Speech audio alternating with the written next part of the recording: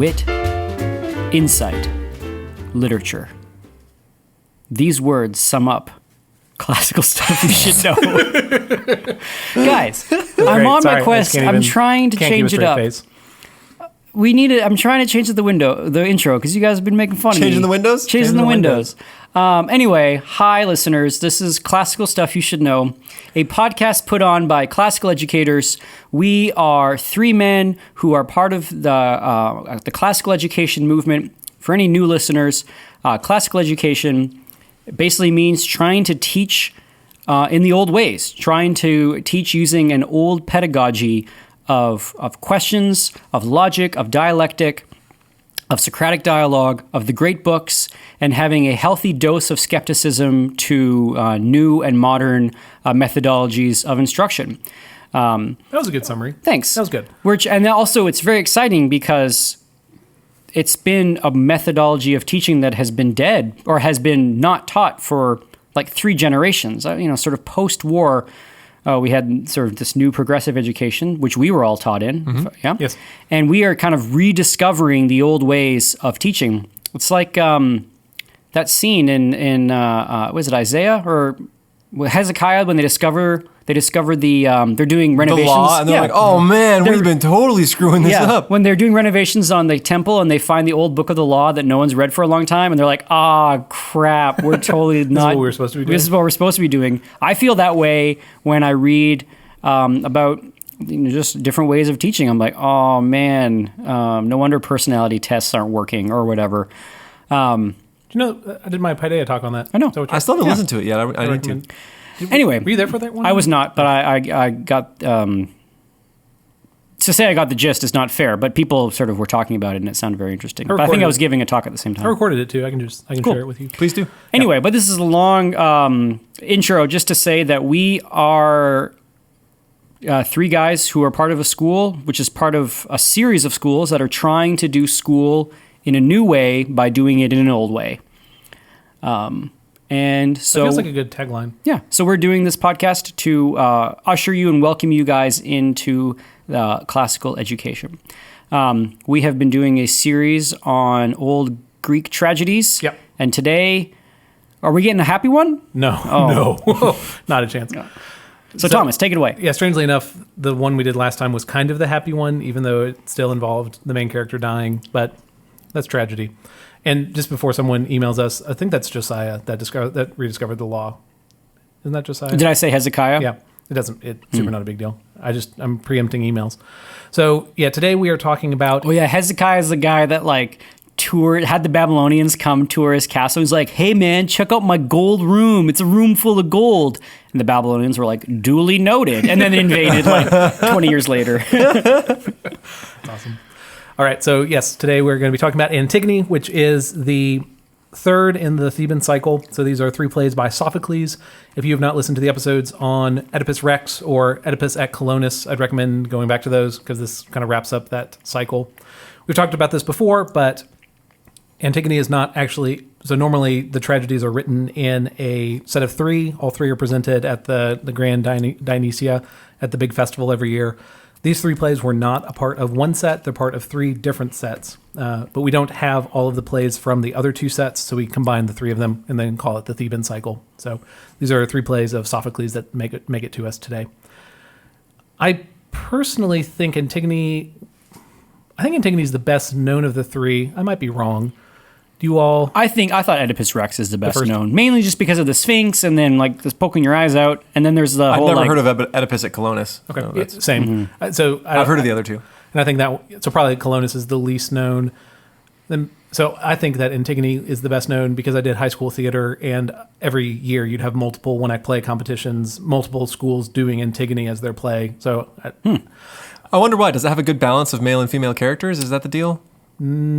Yes, I guess. Is it filled with heartbreaking pathos? It has lots of great monologues. Cool costumes? Good sets? Easy costumes. Easy set? Yeah, easy set. There you go. See, I'm thinking director. Yeah. You got to have enough roles for both guys and girls. You got to have an easy set and easy costumes. So I tried looking into it, but Antigone is not actually one of the most done plays. But anyway, I thought Antigone... Is it the importance of being earnest? No, it's... For a long time it was, you can't take it with you. Have you all seen that one before? It's about an old dude and his family that all lives with him. It's a really good play. I was in it back in high school also. I think we might have done that one. I looked at the top 10 plays, and in high school I was in, I think, 4 or 5 of them. So clearly, if any of my old theater teachers are listening, you chose well, I guess. What would be like the hardest play to put on for high school or middle schoolers? Ulysses. Yeah, I was thinking like Apocalypse Now. Oh, sure. The new Spider-Man play. Yeah. I think the tech involved in that one would be Insane. unbelievable. Lion King. You heard about that though? Spider-Man. Ooh, Lion King would be Is tough. it In the Dark? It's whatever the Broadway play was. Anyway, their Spider-Man actor would keep getting injured from all the stunts that they would have to do. So that's got to be in the running at least. What about the Phantom? Sure. I mean, Henry V. Phantom of the Opera? Henry V is But just that like... drop in chandelier, that's going to take a pretty penny. That's true. Yeah. Henry V is just like major battles.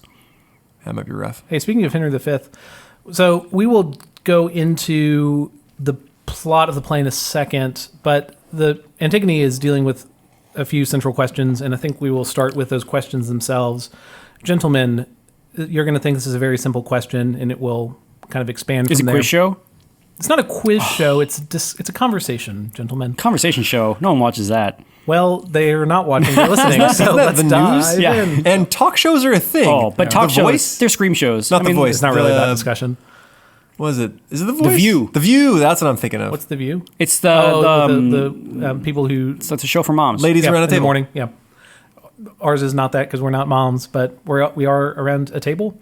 Okay, so our very simple question that we will start this discussion with on is, gentlemen, should we follow the law?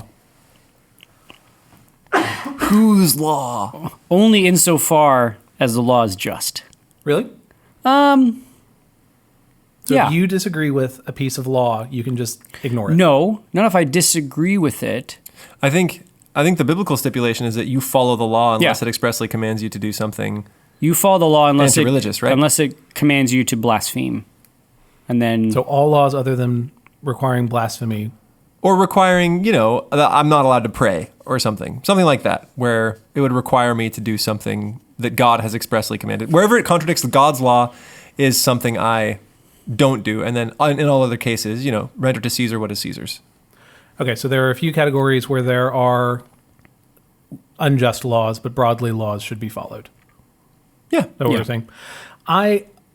But tell me, I don't understand, how can a law be unjust? So well, if you're it's- giving me this one example of your Christian faith means that there are certain things that you can't do. But so take any city, take Austin or take a country, the United States. There are going to be different groups of people with many different religions. Does anyone basically get to say, I have a religious conviction that is contrary to whatever a law is, and that makes it okay to not do that thing? well, we've got the freedom of religion. So we have the freedom to congregate and to worship as we want. So if any of that sort of changed, where if it was illegal to go to church, if it was illegal to hold communion, if it was illegal to stand up and say the body broken for you, and that Christians were not allowed to take that, and the government would come and cease, then I would say that I would break that law by doing underground communion and feel like I was not. Well, I am breaking the law, but I am doing it because of my Christian conviction. So I would not see it. I would see it as like a tragedy and a shame that my nation was such that was had enshrined laws that were against God's commands. But I would not stop remembering Christ at communion. I think I see what you're aiming at, Magby, that this is a slippery slope. That should I claim my religion is face punching, Right. then they had allowed face punching, then I could walk around punching faces and therefore would be justified in my own right. And I think this is possibly... It's called faith punching, right? Faith punching? Not face punching, even better. That's my religion. I'm a faith puncher. I'm a faith puncher. That I feel like it's butting up against the Crime and Punishment, Raskolnikov's big theory that he said, where if the great man has a great purpose that he needs to accomplish, he is allowed to break the law. He is duty bound to break the law, but the people who follow the law and the law itself is duty bound to Stop the great essentially catch them if they can, right? And I think in certain cases that's true, right? If my religion requires me to break the law, I can't be mad when the law actually comes down on me, right? I can't be like, well, you guys, I know I'm breaking the law, but it's what my conviction compels me to do. So that consequence is still okay, even if it's in the service of enforcing what you're saying is an unjust law. Well, I would probably even take it further and talk about the idea that that the laws of a nation should be reflecting or corresponding to the laws of nature. That there is such a thing as justice out there. It's not that justice is whatever a nation says is going to happen. It's that there is a thing called justice. Otherwise, rebellions don't make sense. And if we are not, and so if a law is unjust, we would say that it is a law that is not conforming to justice. Whereas I think a lot of people would say all laws are just arbitrary. The will of the powerful, arbitrary will of the powerful, and so whoever's in power can make whatever laws they want. But I think you can it rankles in your soul when you feel a law that is actually unjust, whereas there are laws that we all think are great because they are just, like don't steal. Yeah. Right? That's not something just put there by the powerful. So when I think about it, I remember when I was a kid, my dad was telling me the story of that there are 3 different kind of baseball umpires. So there's one baseball umpire, he says, it's either a ball or it's a strike, and all I need to do is say what it is. And then there's one baseball umpire that says it's either a ball or a strike, and I do my best to try to discern what it is. And then there's a third baseball umpire who says it's neither a ball, it's nothing until I say what it is. And I feel like I am much more the first umpire, that there are balls and there are strikes, and we just need to call them like we see them. Or maybe more like the second umpire, where we try our best to call them like we see them. I was going to say, I'm umpire but I think number 2. there's a lot of people who are the third umpire that say nothing isn't anything until we say what it is. So how do we know, in the case of baseball... How do we know? We teach Aristotle, Thomas. That's Aristotle how we know. is always the correct answer. And my sweet leadership class has come to learn that the answer to all of my questions is either Thomas Aquinas or Aristotle. So yes, you are 100% correct. But say more. How do we... AJ was getting at this question. So what's keeping all of us from having our own private religious convictions that we then say, well, I can't actually follow that law. I'm a certified speed demon, therefore I must actually break traffic law, or else I'm not satisfied in my religious belief. And that's obviously a goofy example, but... We might. I mean, there are people who, following their religious convictions, kill or... Sure. Do various things you're not supposed to do, and those things conflict with national law unless the national law allows for those. So when you say supposed to, what do you mean supposed to do? Because they would say, I'm supposed to do this thing. I'm supposed to kill. I'm supposed to... So like honor killings. That would probably be the one that, I mean, that's come up in Canada a couple of times, where you have these families who have come from a culture where there are honor killings, where you can kill a member of your family if they have dishonored or if they've gone outside the bounds of religious or cultural norms. It is your duty to kill a member of your family. If she, usually the daughter, she has brought shame to your family, and Canadian law has said, regardless of this being your religious conviction, it is murder. So I guess laws end up having to take stands on and have to draw lines saying religious conviction can go here and can go no further. And then for the person for whom hold that religious conviction, they probably can't. They can complain that they are living in a country that doesn't believe in their religious laws, but they're going to have to pick which side they want to be on. I mean, for me, I would say I would pick the side of Christianity, regardless of its illegal. If Veritas becomes illegal, or if going to church and taking communion becomes illegal, then I'm going to be a criminal. Laws, as they are designed, are ideally for the preservation of a nation and a people, and not necessarily for the preservation of the elite. Sometimes that is the case, where the elite want to stay in power and they make laws to make that happen.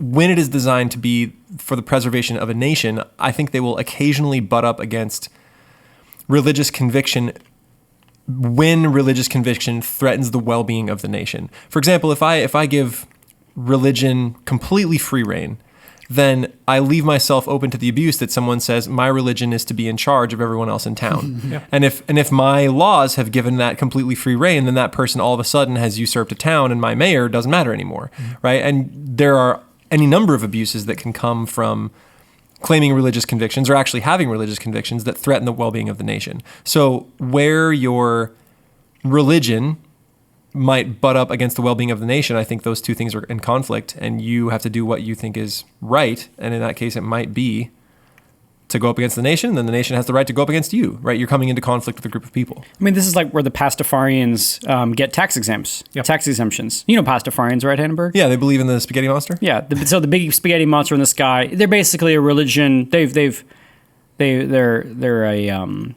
a satire or a mockery of religion. And then they are setting themselves up as a religion in order to get the things that, like, for example, tax exemptions or the kind of the special privileges that religious bodies or religious organizations get in this country. And those have a sweet name. Pastafarians? Yeah. Anyway. That's great. So that's something we just have to be okay with? I think it is. I think it's just the messiness of... I mean, the alternative is either like a theocracy where you just got to pick a religion and then just like organize your society really around lean that. into it. Yeah. Or it's to completely ban all religious expression from having any enshrined political rights. And then take a stand on the atheist side. We are a nation of no religion, and any outward sign of religion is going to be seen as a threat to the state. And you see that happening in countries from time and time again. France taking kind of steps to say we don't want to see crucifixes and we don't want to see hijabs. Because it is in conflict with our French national identity. And so in the United States, we have said we want to have freedom of religion, and we are also going to draw boundary lines around acceptable human behavior for our nation. Right, they're going to be in conflict. And if when you're going to allow free yeah. reign of religion, there's going to be conflict Yes. somewhere, and you have to draw the line at some place. Can I take a small detour? The exclusions we've raised so far are for religious conviction. Is that the only category where one could break the law in good faith? I think as a Christian, perhaps yes. Okay. Because what Jesus has asked us to do is follow the laws of our nation. If I wasn't a Christian and I didn't hold to, render to Caesar what is Caesar's, I might rail against any law I thought was not beneficial to me or I didn't think was fair or depending on what I believed in this scenario, I could go up against the law depending on what sort of allowances I had given myself. I'm just trying to think, could there be a category of irrational laws that are believed to be laws that are believed to be logical when they're passed, but I guess are not well thought out? Like prohibition? Sure. Absolutely. Yeah. But And so- I think in good faith, Christians are to follow those laws unless they Violate religious convictions. violate religious convictions. And if you don't like them, you can always work towards their abolishment. Didn't William Wilberforce do this? Sure. Right? So he didn't necessarily rail against everything. He worked within Parliament to get rid of slavery in the UK. He didn't lead a rebellion. Yeah, he didn't blow up slave ships. He lobbied to have slavery illegal by showing, and his religious conviction was part of it, by showing the unjustness of it. And I think on the far end, I can't help but think of Bonhoeffer and the assassination plot on Hitler. I think that is real crazy territory that I hope I never have to deal with. I think Bonhoeffer was in a really unique position where there's a tyrant that was killing millions of people, and he felt as though He needed to attempt to kill that. He needed to do something about it. I know there are a lot of Christians who are strict pacifists and never would do that and would pray instead. Yeah. Or some that would try to work within Germany and try to get him taken out of power, right? There are different avenues to do this. But that gets to a scary place of whether murder is justified for Political reasons? Like I said, I hope I never have to deal with that scenario where I could possibly save millions by killing one man. That's not a decision I want to make. Yeah, because that gets into violating the religious conviction to achieve a political end, which is kind of the opposite of the question we started with. Right. I prefer the Corrie ten Boom option to the Bonhoeffer option. What's the Corrie ten Boom option? I mean, she worked to free Jews in occupied Holland during the war and was thrown into Ravensbrück women's concentration camp, and her sister died there. But yeah, I mean, there are when does the free man or when does the rational man go against the state, and when does the rational man submit to the state, I think is a very interesting question and one that high schoolers need to think about.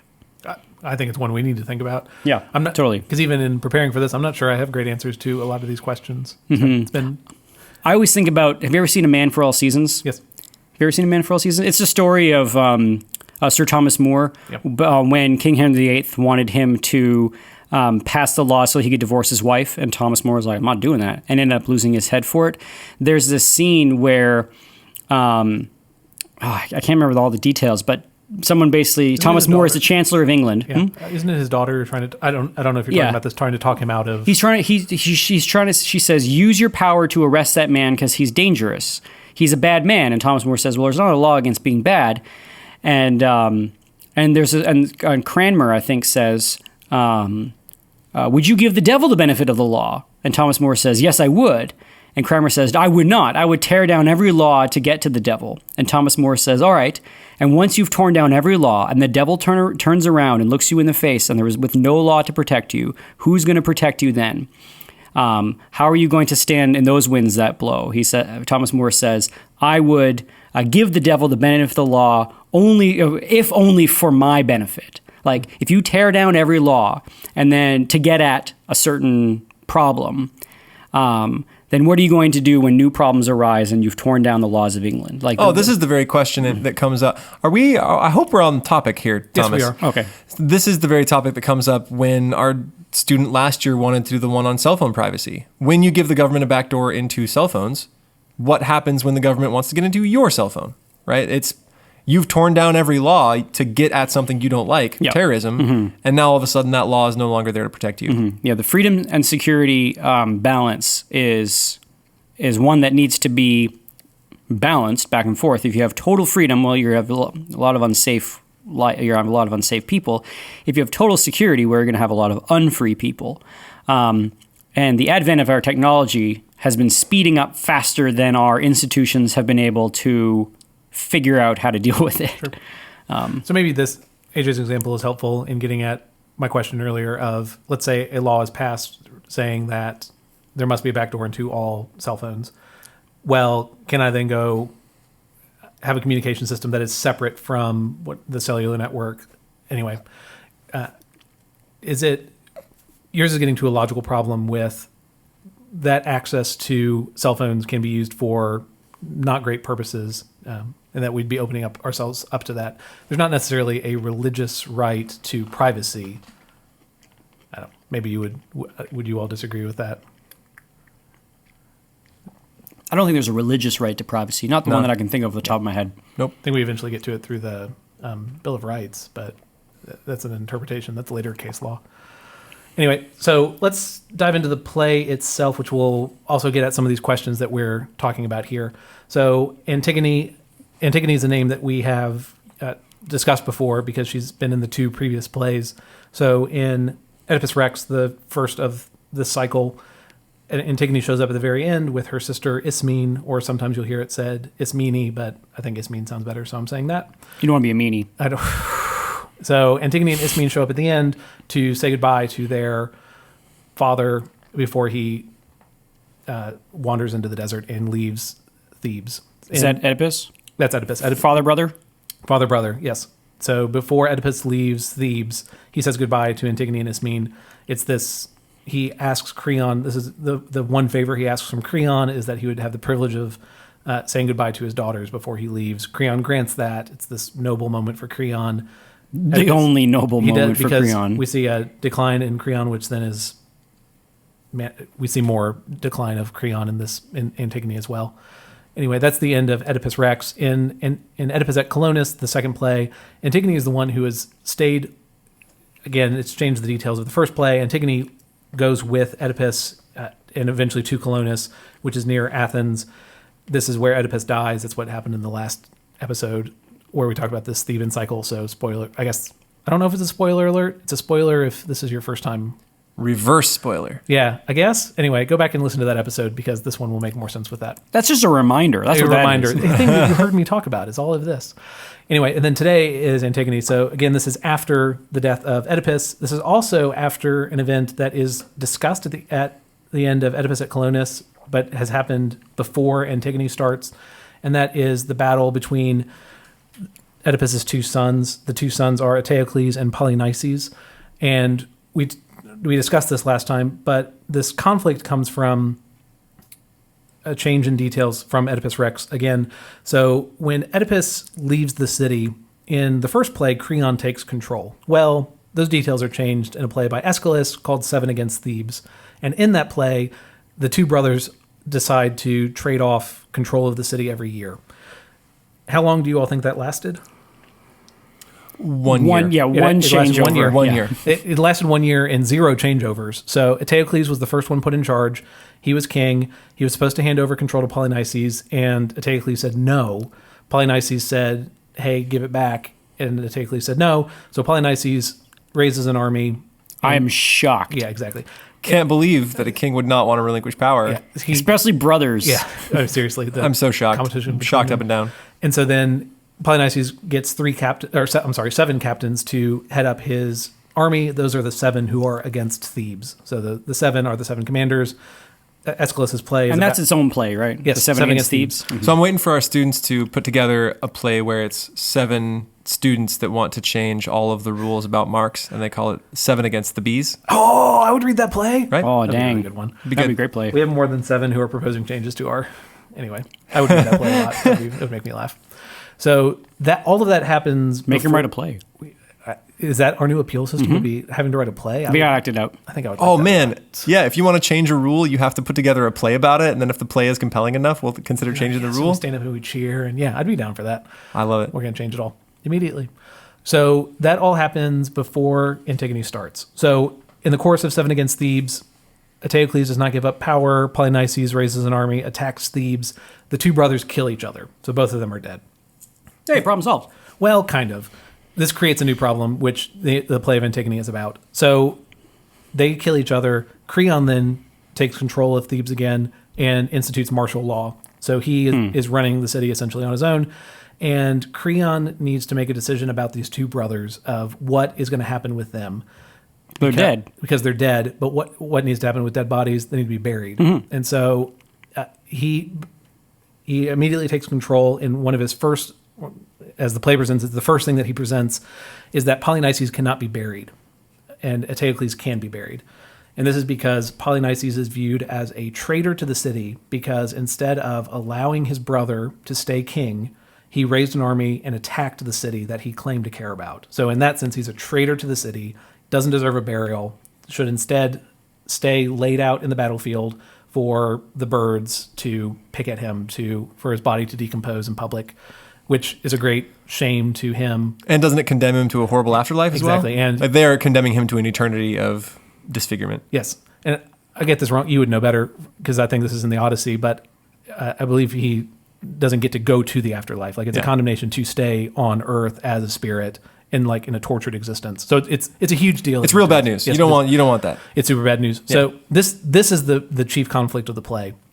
Antigone wants to bury Antigone wants to bury her brother because he is her brother, and essentially everyone is telling her that she should not do this because It's against the law. Because it's against the law. So they give a few reasons for why she shouldn't do it. Do you want to take a swing at what any of these reasons are? Because you get caught and punished. So punishment is a big one that they go into. Because it'd make you a traitor? Make you a traitor. So Creon has this whole thing where he talks about the duties that we owe to our city, and one of them is that we are submitting our will to that city that we're a part of, that we need order, we need justice, and if we just disagree with every law that we don't like, we don't have a coherent society. We can't operate if we are all picking our own laws. And there's something compelling in that. Anyway, that's Creon's. And those are the two. Ismene is the one who says, don't do it because you'll be killed, so the condemnation side of it. And then Creon is appealing to her as a Citizen. that her duty is to follow the law. So that's the conflict. Does she give any sort of monologue or rationale as to why she decides to bury or go off and bury her brother? Or is the whole play her sort of decision making? She is pretty set from the beginning Yeah. that she's going to do this. And everyone gives their argument to her, but she is not convinced by any of them. She's like, don't care. Yeah. But Well said. Don't care. the question is why she disagrees. Or rather, it's possible to disagree with the law but still follow it. But she feels like she needs to go the step beyond and not only disagree with it, but then take action against it. But it's not that, like, if she disagrees with the law, like, it's a desecration to her family. So she has, so in her ordered affections, she has put family above city. Yes. And so when city makes a claim on like, it's not like it's telling you to do something and you don't want to do it, but you do it anyway begrudgingly because you want to follow the law. It's no, if I don't do this, or if I don't bury my brother, then I am I'm committing an evil against my family in order to do a good thing as a citizen. But in her internal ordered affections, family is going to supersede city. So the argument you made is basically what she says. So I'll read so the way the plot goes, Ismene tries to talk her out of it. Creon tries to talk her out of it. It doesn't work. So Antigone goes, and it's not an actual burial. She puts dust over him and then pours libations out on him. It's the ceremony of it without him actually being buried under the sand. Oh, so she does like a technicality? Yes, because what she cares about is the release of soul and not dishonoring his body. So she does as much as she can, trying not to get caught. That's a pretty sweet middle ground she's found there. I know. Yeah. So do the gods reward her for it? Or they're like, nice try, he's not buried? there's actually this weird part. It's somewhat controversial what is actually happening. So there's this back and forth between Antigone, Creon, and Ismene in the beginning, and then they all leave, and the chorus is talking, and then a messenger comes and says, hey, we found Polynices' body, and it was covered in dust, so it had the ceremonial burial, but we can't figure out what happened, where it came from, who did it. No one saw the person who did it. It just happened. And Antigone's like, huh, weird. But was it you? But what they do is the guards disrupt the sand, the dust that's on top of him, and then leave. And then this kind of storm comes in, and they can't see anything. Well, the storm moves back, and Antigone is there doing the ceremony again. But the question is, why did she do it the second time? Other than the plot device of we needed to catch her. Because with that first ceremony, the soul's already been released in the Greek worldview. So that part has already been accomplished. And maybe she cares about the tradition side of it, of just wants the body to be covered in sight. But I don't know. There's a line of argument that goes, the gods actually were the ones who did the burial. That at night, they covered him with dust just from the wind blowing on him. And they are the ones who actually accomplished the burial. And then it's Antigone's pride, Antigone's need to do something herself that motivates the second time. Or some people think Ismene is the one who actually goes and does it. Or if the gods were the one that do the first burial, and then the soldiers are like, nope, and they dust it off, then it's kind of piety. It could be piety driving Antigone to go and to redo the work because they're of the gods that were undone by men. Yep. Or if it was just a storm that blew sand over him, that might not count. So maybe she's thinking, if it was Must just a be storm, real careful. But so the soldiers, when they see the body, they recognize it as they see that this was it looks like an intentional because there's libations burial. too, right? Yes, it's not just exactly. dusty. It's not just the dust on top. So it looks like he's been buried overnight. So unless it was raining wine, Yeah, it wouldn't have worked. Right. But it happens overnight with guards watching. Yeah. And they don't see it happen. So maybe they're just bad guards. Anyway, there's some kind of like question of what's happening there. But regardless, Antigone is caught going out a second time to do this burial, pouring libations. She's caught. She doesn't deny any of it. She says, I did this, and I know that I was breaking the law, and I know that there's punishment of death. She owns up to all of it.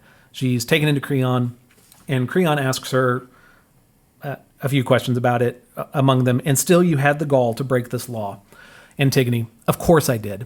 It wasn't Zeus, not in the least, who made this proclamation, not to me, nor did that justice dwelling with the gods beneath the earth ordain such laws for men. Nor did I think your edict had such force that you, a mere mortal, could override the gods, the great, unwritten, unshakable traditions. They are alive, not just today or yesterday. They live forever, from the first of time, and no one knows when they first saw the light. Cool.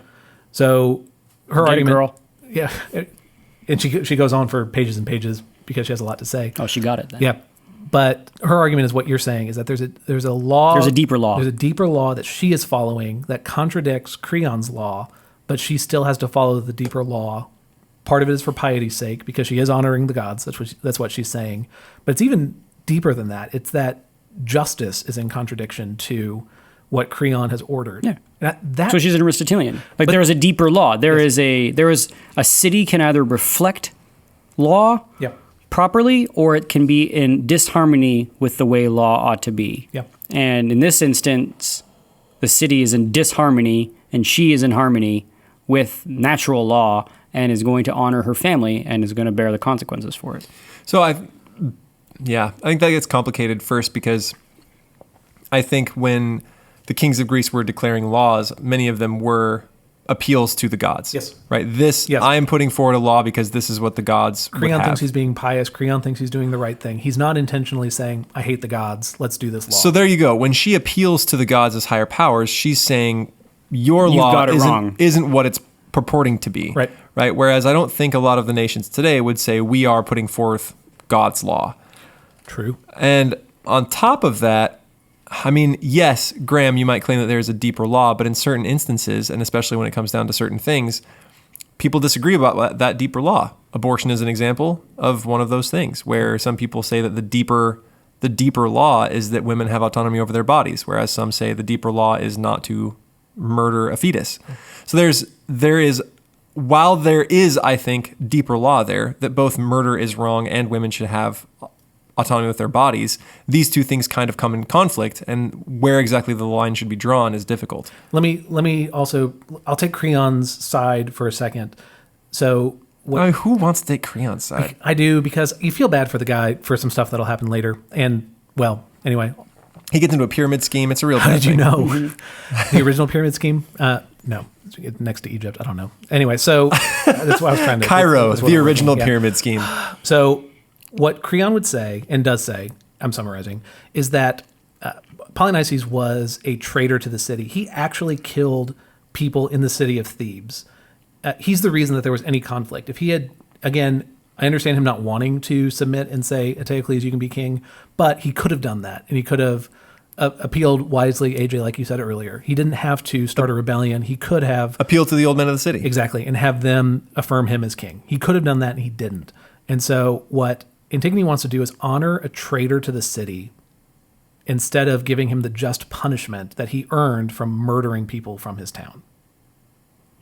But he's already received the punishment. He has died. Death. He's died. But so then there's no... So the death is the natural consequence of entering into battle. There's a chance of death. But there's a further condemnation that he started this battle in the first place. He is responsible for all deaths that occurred in the conflict between the two brothers. He initiated that. And so here's an instance of where what we would appeal to as justice is coming into conflict. Yes. Right? She does not feel it is just for them to go so far and condemn him as a brother, and Creon, I think, feels that it is unjust to honor a traitor in such a way. So they both appeal to justice. But the gods have put out... And the they gods both have appeal to said, the gods. hey, if the body's left desecrated, it's going to wander the afterlife, and that's real bad for them. Therefore, you should bury the dead. That's the reason for the law. And Creon's taking it and he's weaponizing it by saying, hey, we can desecrate the bodies of the dead to give them a big FU in the afterlife. Let's do that. Like, the reason for the law to exist was the gods are saying it is bad for souls to wander around in the afterlife. Therefore, bury your dead. And Creon's like, I want that to happen. I want souls to wander around. Yeah. I mean, I'm always leery of these sorts of discussions when they involve the Greek gods. It's not exactly like the Greek gods put a whole lot of thought into anything. I don't think they were thinking, this thing is bad, therefore we'll give this law. I think the gods were just like, hey, this thing happens. Do what you want. And I'm going to go snog some ladies. Yeah. That's what Zeus was thinking. Mm-hmm. He wasn't thinking, I will do what is best for mankind. Poof, I'm a swan. Yeah, he's like, I'm going to be a swan and hang out with this lady, and hopefully my wife don't find out. Like, that's what the god... They never put... I mean... Yes, in Greek tragedy, the gods are seen both. They're not these as like great legislators of order. Yeah, but in some, the funny thing is sometimes they are seen as that. Mm-hmm. They are these great, wonderful legislators and patrons of towns, and then sometimes they're these horrible, petty people. And I mean, maybe that's supposed to mirror or evoke the same thing that humanity can be. We can be the great highs and we can be those terrible lows. But typically the gods are leaning more towards the lows than they are the highs, and they're certainly not infallible. So appealing to them as a source of law always seems specious to me. That's interesting. So Zeus is referenced in that quote I just gave you, but it's never said, this god told us that this happens, or this god says we need to bury our dead. Yeah. It's almost... Zeus is a derp. Yeah, which is true. But it's assumed among everyone. Well, that's not even true. They're both appealing to a justice that this person needs to be buried. No one is saying that there's a law that says all people should be buried, or that justice says all people should be buried. It's all focused on this one person. Just this one instance. Polynices. Should Polynices be buried? So we just settled. So Antigone gets caught going back out there to do this burial for her brother. She's caught. She owns up to it. Is in front of Creon. Creon condemns Antigone to death, and also condemns her sister Ismene to death as well. Oh, that's just a little too far. Yeah, Ismene was not involved. We didn't see any involvement of Ismene, but Ismene tries to cover for Antigone when Antigone first shows up, and so Creon's kind of mad about that. So condemns both of them to death, sends them off, and they talk about this later. Ismene eventually will not actually be put to death. Creon will eventually relent on that because even he sees that that's ridiculous. And Antigone's death is not actually to be beheaded or anything simple like that. It's to be buried underground, and then the bricks will surround her, and then she'll be alive in a tomb, essentially. So you get this weird inverse of the live person is put into the ground in a tomb, and the dead person is above ground, and they should be buried. And there's an unnaturalness to that split that Creon has done. So Creon is clearly in the wrong with this. Like what he says, he wants to honor the gods in not putting her to death the quick and easy way. And so instead of actually killing her, he's going to bury her underground, which is actually way worse. Way worse. Actually just killing her.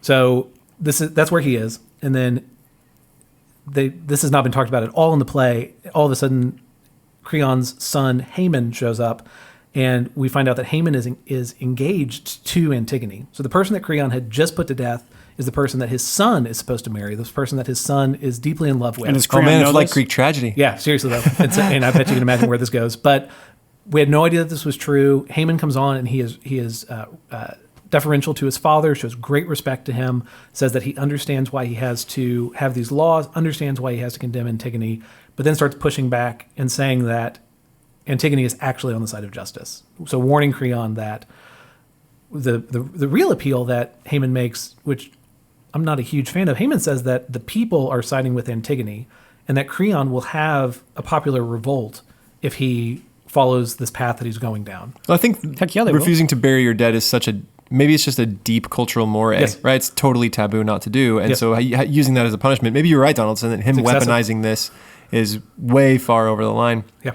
I also can't help but imagine Haman as a frat boy, because I just want to say, hey man, I like all the time. Oh, hey man. Hey man. Except he's a frat boy in love. Hey He's man. a frat boy in love. He's a frat boy in love. Son of the He's king, all so that feels honorable. like frat boy Yeah, too, right? yeah. Maybe he's just super honorable, and then whenever one of his frat buds comes up, he's like, hey man. He goes, oh, hey man. That's where he got the name. I like that. He's a cool dude. So he stands up to his dad, but he does it in a really respectful way, which is...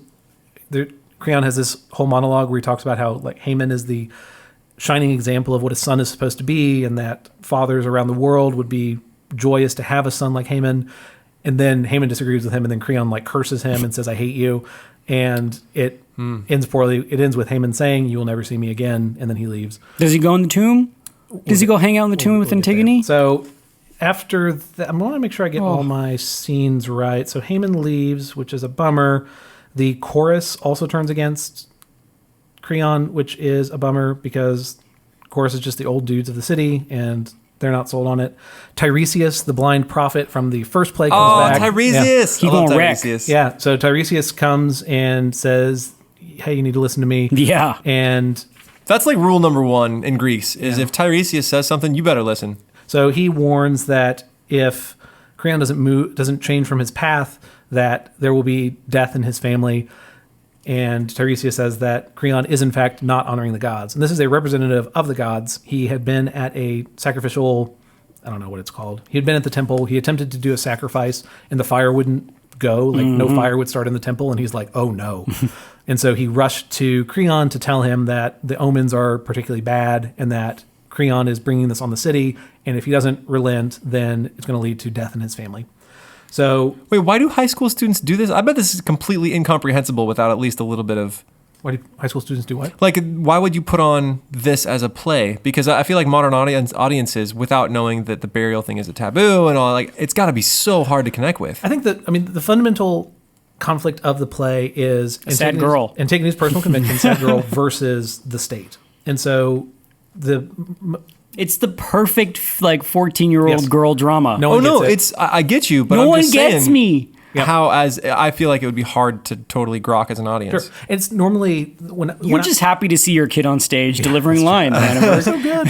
I've also You were so great. Mine was a tree. What was yours? I was the lobster. Have y'all seen that picture of the kid who's grass in the school play? It's just him curled up and he's covered in green. It's very funny. No, that's awesome. That poor child. That's awesome. But I normally see this cut down as a one-act play, so that means that a lot of these characters are cut out, and we're going through the full play. So I agree. There's a lot to it, but it's a simpler plot than Oedipus at Colonus for sure. Right. And there are fewer characters than Oedipus Rex. But anyway, so yeah, it fundamentally is a conflict between Antigone's convictions versus the state, which one of the famous productions of Antigone was put on in France during World War II. Oh, cool. Yeah, so this whole conflict of a body being left out in the streets really resonated with World War II France, Nazi-occupied France. That would happen where people would be killed and left in the streets, and it was like an additional punishment. You'd have to see that person dead in the streets whenever you were out. So anyway, as we're moving toward the end of this, so Tiresias tells Creon, hey, this is actually really a bad idea. And then eventually Creon's wife also will tell him, hey, this is actually really a bad idea. So everyone is coming out against Creon. So whereas at the beginning of the play, you can reasonably think there's a back and forth, a discussion between the two, that both sides have right aspects to them. At this point, you just see Creon is moving headlong into something that every one of his trusted advisors is telling him, do not do this. This is a bad idea.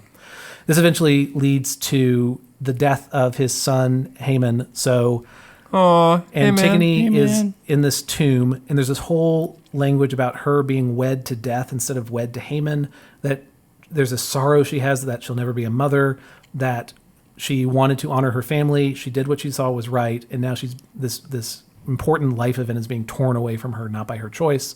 But she knew going in what her consequence was, and she still did it. Even giving up marriage to the man that she loved, giving up the opportunity for kids with him. Knowing all those things, she still did it. It's a beautiful monologue. And Haman then goes to the tomb with her, that he still desires to be wed to her, even in her being wed to death. So then I guess that's transitive property. He then also weds himself to death. He stabs himself, so they're both dead. I'm speeding through to the end of it because it's a Greek tragedy, and you can kind of see where this is going. Creon's wife, eventually finding out about the death of her son, goes and kills herself as well. Wait, is Antigone still alive at this point? Antigone is dead. Antigone's the first death. How'd she die? She just was She hung in the herself. tomb? Sorry. She goes to the tomb and then she hangs herself because she doesn't want the torture of dying from starvation. That totally, I get it. Totally so makes then sense. Haman comes, and then Haman's the second death, and then Creon's wife is the death after that, finding out about the death of her son. But Creon remains alive at the end. Oh, and then fun fact, the wife curses her husband with her last words before dying. Ooh, so anyway, rough. That's a bummer way to go. So everything goes very poorly. I would say that broadly, it's to say that Antigone was right all along, that she was the one actually honoring the gods, even though she is breaking a law in doing what she's doing. I would say this is a political loss for Creon this week. Yes. He took the L on this one. Yeah. So, but this is strange because who says it to him? It's one of the messengers or the chorus says to him that he gets the order in the city that he wanted. He gets the law followed in the way that he wanted, but he takes a cost for it. Yeah, It's dead a heavy family. cost. Yes. But I mean, this. So it's a theme. You've got this theme against order, state and family. Yes. And Antigone chose family over state, and Creon chose Creon. Just colors all over everything by choosing state over family, and gets state and loses family, and Antigone. She doesn't. I guess she gets family because everyone joins her. She talked. Her last monologue before she goes is saying that she's now going to her father and going to her mother, and that she will be reunited with them through this. Which I guess that's a whole separate question. But there's no moral judgment on the suicide that she's committing, which is kind of, I mean, that's a very Greek thing. But okay, so all that happens, and then this is the end of the play. This is the chorus that gets the final word on this. So Creon sees that he has made this horrible mistake. He regrets these things that have happened, but still kind of stands by that he set a law and he got it to be followed, and laws are important and need to be followed. But obviously, I mean, one of the lines is, "For mortal men, there is no escape from the doom we must endure." So it's not a cheery ending. He doesn't feel good about that. Creon also, "Whatever I touch goes wrong. Once more, crushing fates come down upon my head." So the Greeks weren't exactly known for coloring their tragedies with a tinge of hope at the Maybe we end. need to do a comedy on this play, or on this podcast. That might kind of lift things up. Well, that when they presented these, it was always 3 tragedies Satyr. followed by A satyr play. a comedy. Yeah. So this is the very end for the chorus. "Wisdom is by far the greatest part of joy, and reverence toward the gods must be safeguarded.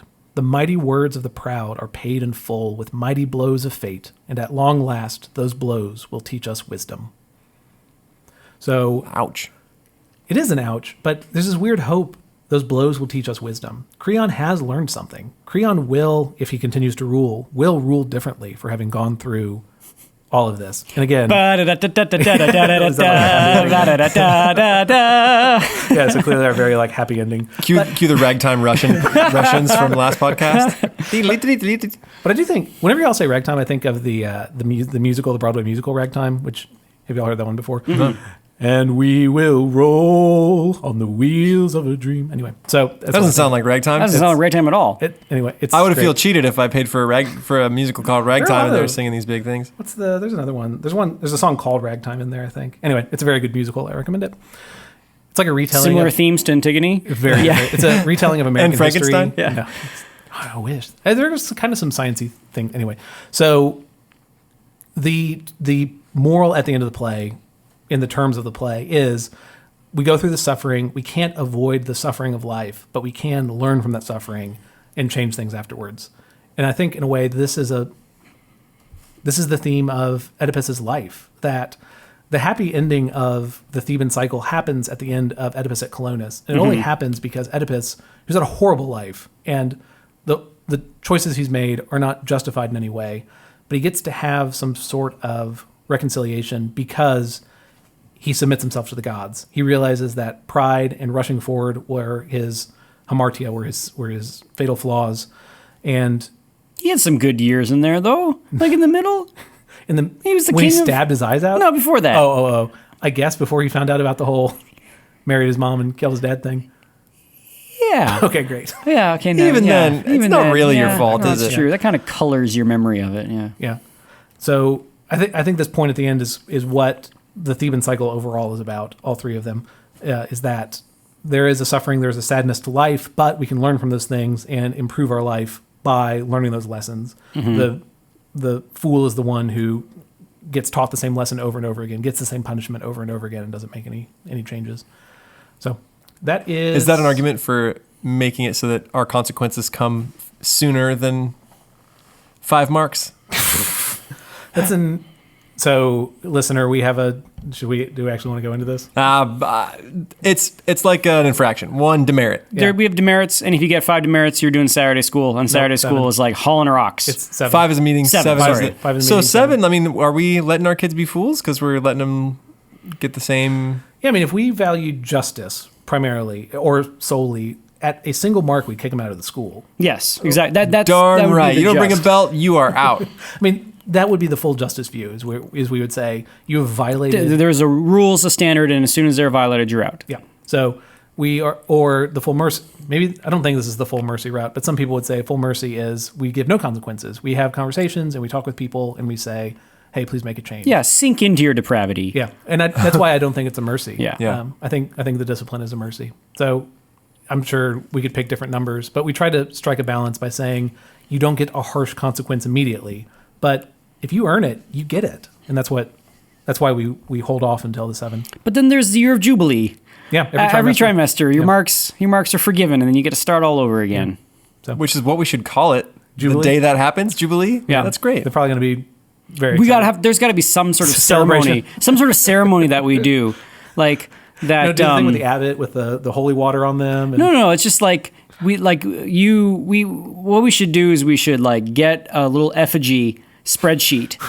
Like a spreadsheet effigy with fake student names and fake marks on it, and we set it on burn that. fire Yeah. at the beginning of the trimester, and it's like your marks are gone. You are made new. Go forth Hey, it's as our like building, new so we can creatures. do that now. I'm We still can do waiting for the year of Jubilee in the U.S. when all debt is All debt erased. is gone. You're banking on Is that that- is one, that huh? coming? Waiting on Hindenburg? that. Still waiting on that. a little while. Yeah, Can you imagine that happening once in your lifetime? Just all debt gone. forgiven. Yeah, having been someone who previously sold bonds, which are debt, I am terrified at the idea of that. But And having someone who currently has zero debt, I would be like so real mad, cheesed if everyone got their debt. wouldn't Worked hard for no debt. wouldn't everyone just take on a bunch of debt in the last year and Oh, totally. have it forgiven? Yeah. Well, they'd stop. I mean, what would happen is they'd stop giving debt 5 years out, and they would give debt in smaller and smaller notes. So you can get 1 year debt, 1 year out, Yeah.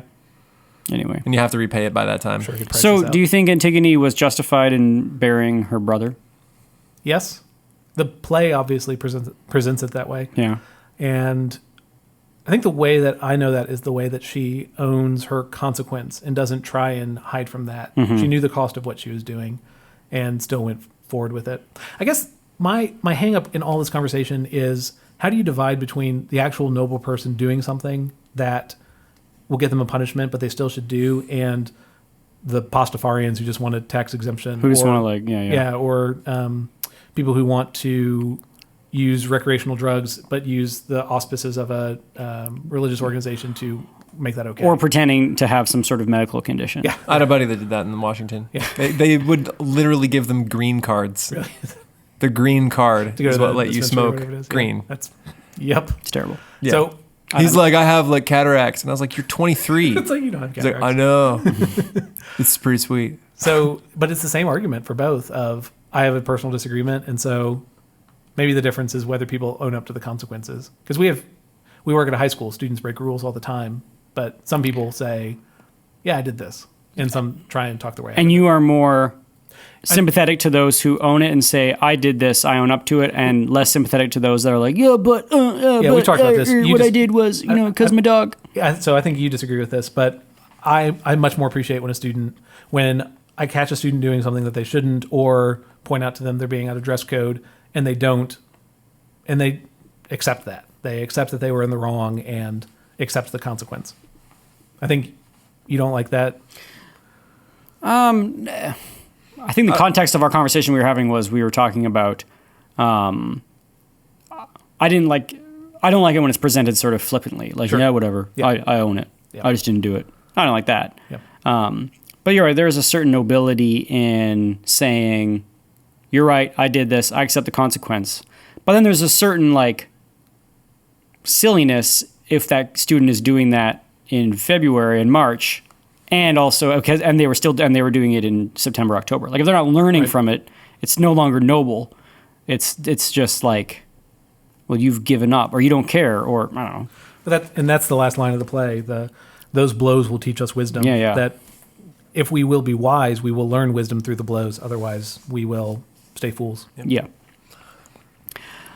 Yeah, so this has been classical stuff you should know. If you have the answer to how does the good man interact and live with the state, or how does the just man live when he is in a time of injustice, email us at classicalstuff at veritasacademy.net. Yeah, the whole purpose for this podcast, I guess, is just to find the one real wise man Yeah, out there that who- can tell us all the answers. We know you're there. Yeah.